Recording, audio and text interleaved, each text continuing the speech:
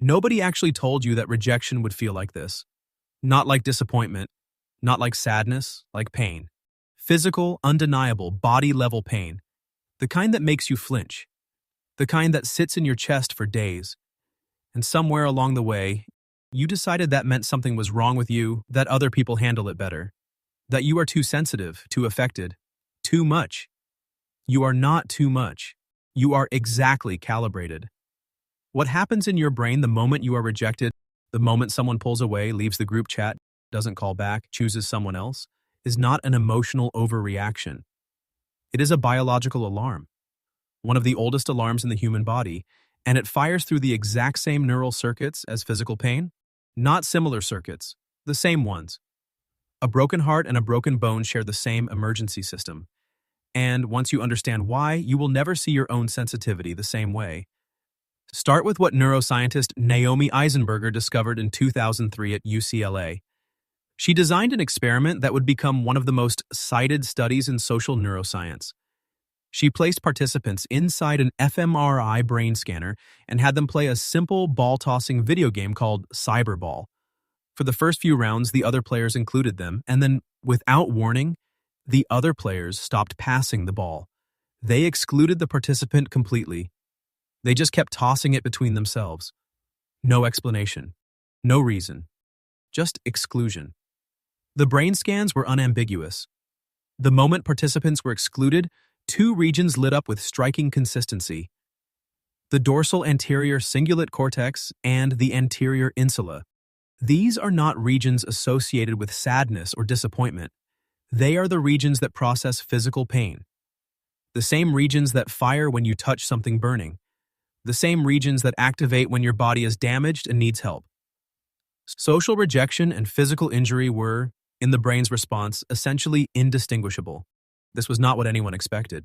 The prevailing assumption in psychology had been that emotional pain and physical pain were fundamentally different kinds of experience. One was real in a bodily sense, the other was metaphorical. Eisenberger's data dismantled that assumption completely. The language of hurt feelings is not poetic. It is literal.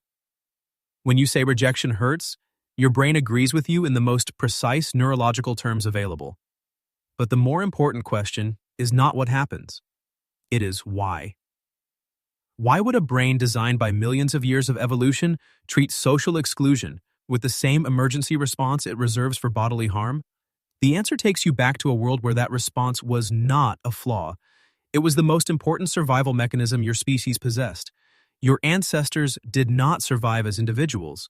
They could not. No single human could hunt large prey, defend against predators, care for children, heal from serious injury, or navigate the unpredictable demands of the natural world alone. The group was not a preference, it was the survival unit. An ancestor expelled from the group did not experience inconvenience. They experienced a death sentence unfolding slowly with near certainty. Isolation was not uncomfortable, it was lethal. In that world, the brain needed a signal powerful enough to demand immediate corrective action, something that could not be ignored, minimized, or rationalized away. And it found one: pain. Specifically, it piggybacked on the existing physical pain system, a system already hardwired to generate urgent, inescapable signals that override lower priority processing and demand the organism's full attention.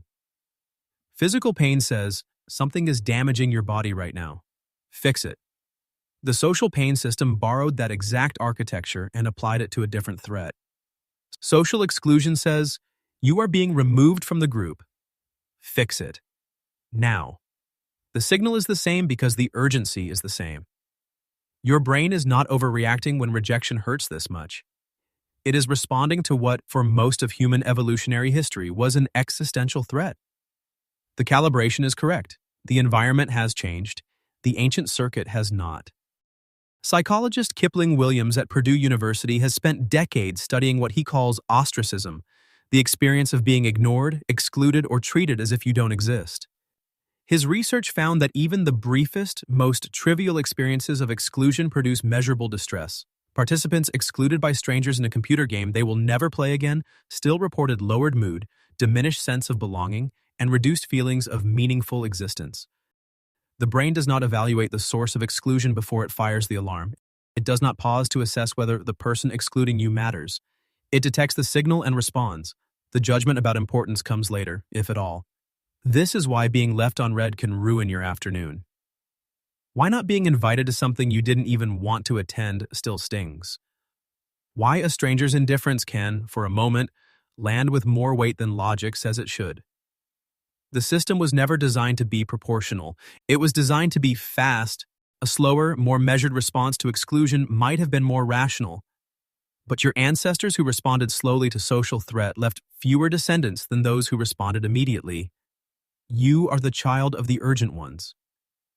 There is also a second layer to this that researchers have more recently begun to map.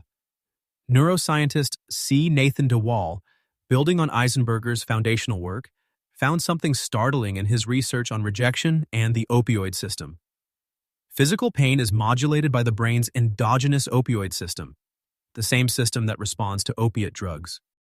When you take painkillers, they work by binding to opioid receptors and reducing the intensity of pain signals.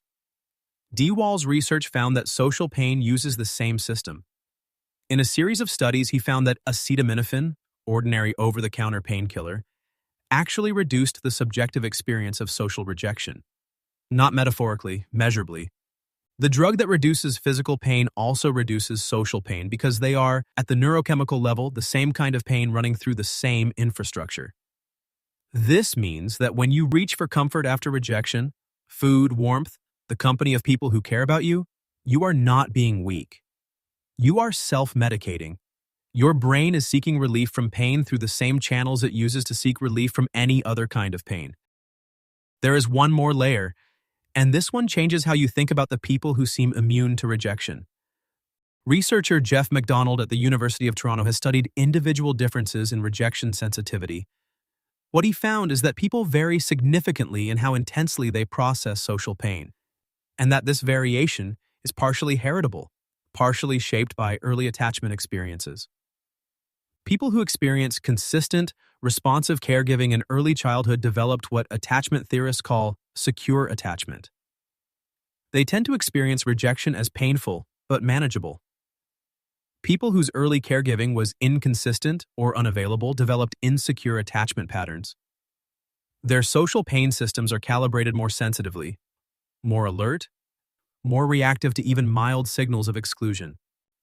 The people who seem not to feel rejection as much are not stronger than you. They are differently calibrated. Their system received different input in its formative period.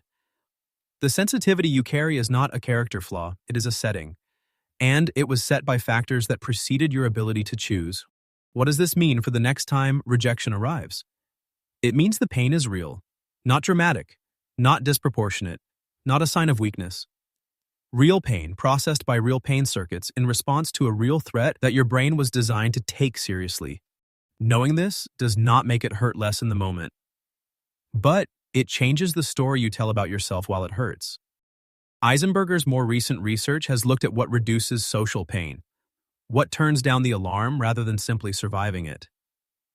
Her findings converge on something your ancestors already knew intuitively. The antidote to exclusion is inclusion. Not distraction, not reframing, not positive self-talk. Connection. Specifically, the sense that someone sees you, values you, and would miss you if you were gone. That signal, received from even a single reliable source, is processed by the social pain system as genuine relief. The alarm quiets, the urgency reduces. The pain, neurologically speaking, decreases. You are a social animal, not metaphorically, not in the self-help sense, in the biological sense. Your brain was designed to need other people the way it was designed to need food and water and shelter. When it is separated from them, it hurts. When it is reunited with them, it heals. Wounds heal, not always quickly, not always completely, but they heal. And they heal faster when you stop treating them like character flaws and start treating them like what they actually are. Evidence that you are human. Evidence that your brain was built to want what every human brain was built to want. To belong. To matter. To not be left out in the cold.